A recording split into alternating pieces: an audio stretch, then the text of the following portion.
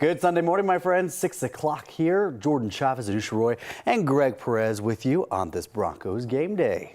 Big question, right? This afternoon, what is it going to be like? I mean, it's just going to feel like summer. We have that one last blast of hot air today, tomorrow, and for Tuesday, and then we transition into fall weather. Thursday, Friday, Saturday, back in the 60s, 70s. So I know we're all very excited for that, right? Great. And that's your weather. And that's it. Yeah, I'm done. See you later. We're very excited for this one last blast of hot air. It's going to be a great day for game day. Let's take a look at the forecast right now.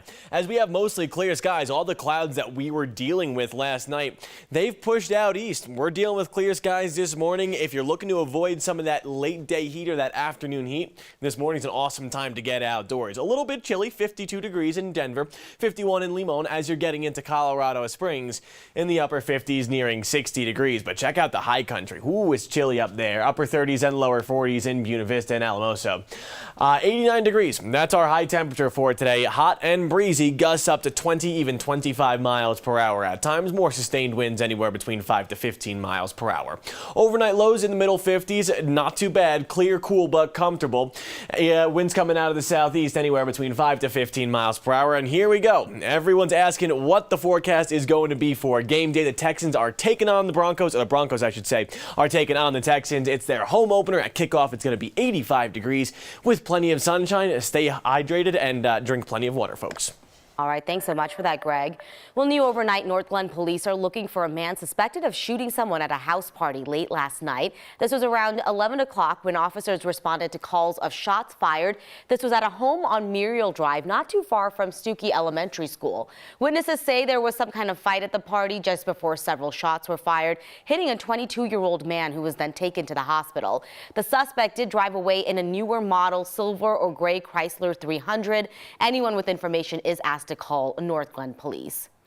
Well, it may take months to get an idea of what really went wrong a couple thousand feet above Boulder County yesterday morning, causing two planes to collide mid-air.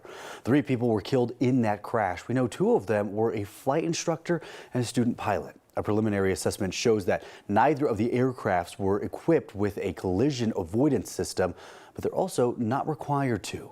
Around 8:45 Saturday morning, a Cessna 172 took off from Rocky Mountain Metropolitan Airport that had the flight instructor and the student pilot. The other aircraft, Xenix Xenos, with 1 pilot on board, took off from Platte Valley Airport in Hudson. After the Cessna made a turn to the east, at some point the plane's flight paths merged and crashed just south of Longmont. 9 News aviation safety analyst Greg Feith says the particular airspace where this happened is used for flight training, and reconstructing what happened will be the most telling. If in fact either pilot of either aircraft had the opportunity to see the other airplane, and if they did, how much time elapsed, and would that have given them enough time to take evasive action? Or were each of the airplanes in that particular pilot's blind spot? Feith also adds that there were some environmental factors to look into, including the time of day this happened.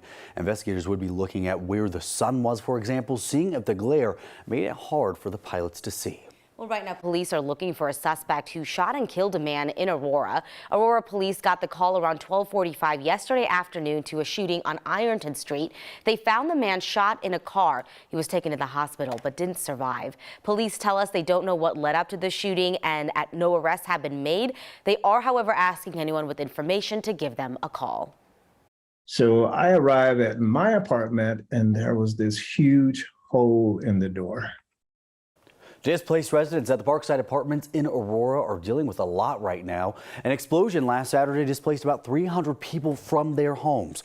Property management then released everyone from their leases this week. Well, now people are coming back to pack their things, finding their apartments have been burglarized. Aurora police say they've received multiple reports of thefts from Parkside residents. They took 10 reports just Saturday and 20 others within the past week. Other than a quick 10 minutes last weekend to grab essentials, residents tell us they haven't been able to get inside the building all week long. The property management company has not been letting people in much at all either. Dexter Brooks says he was allowed back into his apartment today for the first time to start packing.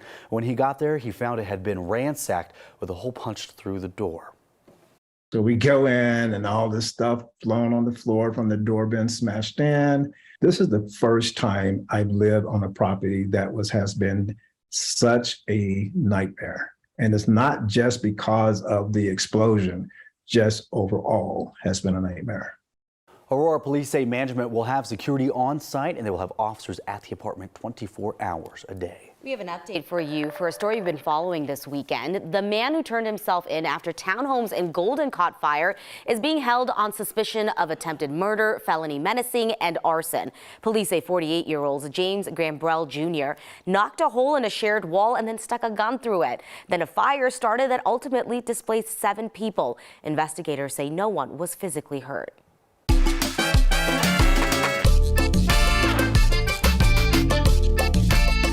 Servicios de la Raza has been serving the Latino community in our area for years, and they just celebrated their 50th anniversary. They had a fiesta cookout at Chafee Park yesterday. The organization gave out some awards to community leaders who they say work toward their goals of justice and equity. A mural that was damaged in a fire has been restored and now found a permanent home. It's called Mexican Heroes and was painted by a Chicana artist back in 1966. It was installed at the Rodolfo Corky Gonzalez Branch Library in 2020 and now will be staying there permanently. The Tepeyac Community Health Center is showing off its progress in the construction of its new clinic. They're building a new 24,000-foot facility at 48th and Vine in the Elyria neighborhood. Construction started back in 2020. The clinic will serve 10,000 patients and also have affordable housing units and a fresh food market. The expansion will allow Tepeyac to offer more services and help more people. The clinic is scheduled to open early next year. The health center is asking the community to help raise the last $3 million of its fundraising goal. You can make donations on the health center's website. Well, a man had set out to ride his bike to every single park in Denver. We are talking about hundreds. We also get to hear what he learned along the way.